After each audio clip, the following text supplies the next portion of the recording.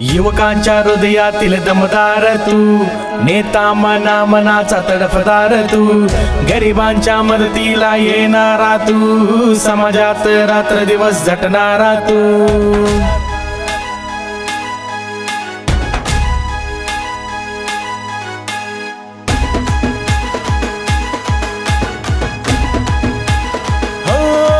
साऱ्या जनतेचा तू हो आवाज, गरीब प्रगतीचा तू हो आगाज।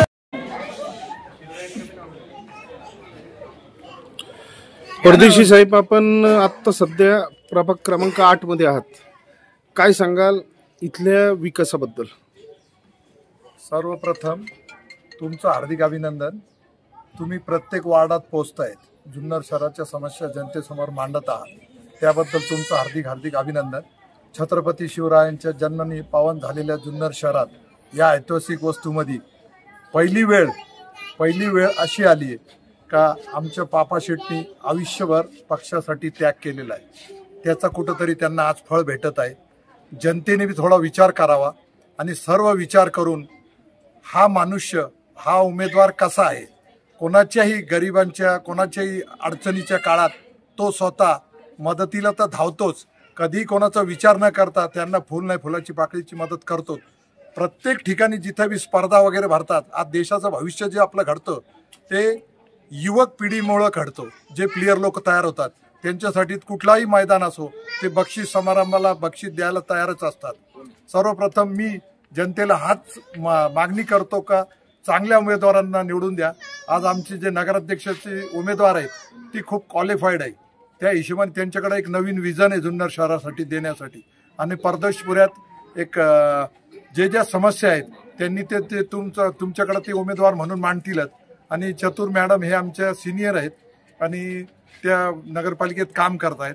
आता पापा शेटला आणि आमच्या सूनबाईला आणि यांना सगळ्यांना संधी द्यावी आणि जनतेचं जास्तीत जास्त काम करतील, जास्तीत जास्त अपेक्षा पूर्ण करतील आणि अतुल शेठ बेनके यांचे हात बळकट करतील।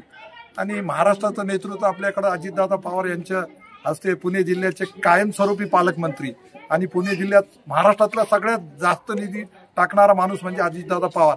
आणि आज जुन्नर शहरात किती कामं चालू होती अतुल शेठच्या राज्यात आणि आज किती कामं बंद आहे नवीन आमदाराच्या काळात, हे बी तुम्ही बघावं आणि जनतेपुढे हे सगळे प्रश्न मांडावे एवढेच सांगतो। जय हिंद, जय महाराष्ट्र।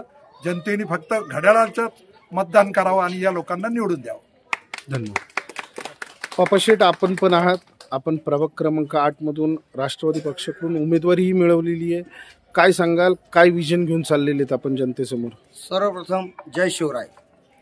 चेतन शेठ, आपण तुम्हाला इथे आले, सर्वप्रथम आपल्याला स्वागत करतो आपण, कारण जुन्नर शहरामध्ये ठिकठिकाणी आपण पोहोचताय, प्रत्येक वार्डामध्ये आपल्या सगळ्या नगरसेवकांना संधी तुम्ही देताय का एक विजन घेऊन तुम्ही चाला पुढे।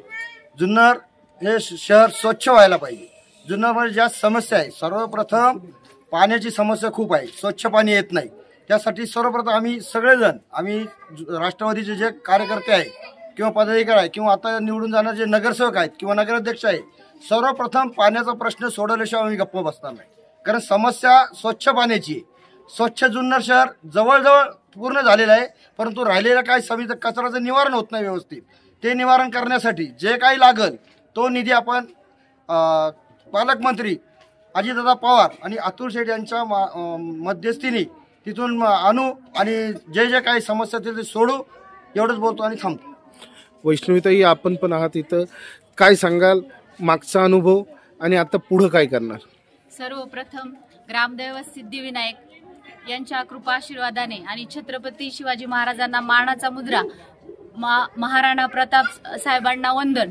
आणि सांगायचं असं आहे की मला अनुभव तर आहे, पण राष्ट्रवादी काँग्रेस पक्ष हा महिलांचा स्त्री सन्मान करणारा पक्ष आहे, त्यामधून त्यांनी सगळ्या ठिकाणी महिला उमेदवार चांगले दिलेत, त्याप्रमाणे आमचे सगळेच कॅन्डिडेट चांगले आहेत।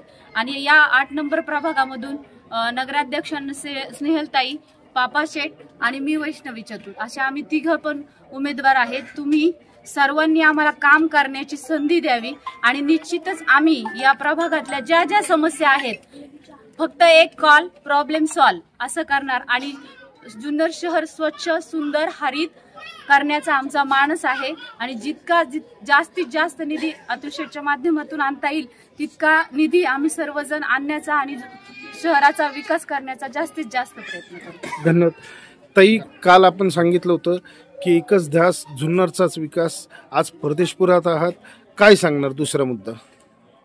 मी स्नेहल निलेश खोत, अतुल बेनके साहेब आणि अजितदादा पवार यांच्या मार्गदर्शना आणि नेतृत्वाखाली जुन्नर नगर परिषदची नगराध्यक्षपदी निवडणूक लढवत आहे आणि त्यांच्या वरतून जे काही काम राहिलेले आहे ते मी पूर्ण करण्याचा प्रयत्न करेन आणि सर्व प्रश्न सोडवण्याचा प्रयत्न करेन.